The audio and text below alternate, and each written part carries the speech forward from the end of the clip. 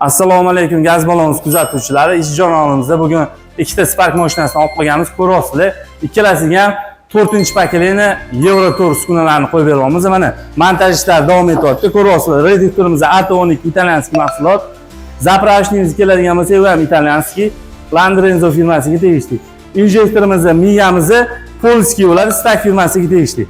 Ko'ryapsizlar, montaj jarayonlari juda ham akkuratli bo'lgan. Bu mashinamizga 65 talik gaz balon o'rnatilgan. 65 talik balonni chiroyli o'rnatib berganmiz.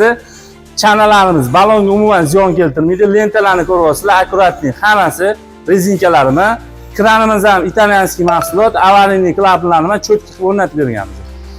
Shunaqa xizmatlar kimga kerak bo'lsa, gaz balonimizga murojaat qilib ko'rasizlar, tanlovda adashmanglar. Hammanglarni kutib qolamiz. Bu videoni Sparkchi okalarga jo'natib qo'yasizlar. Hammanglarga rahmat.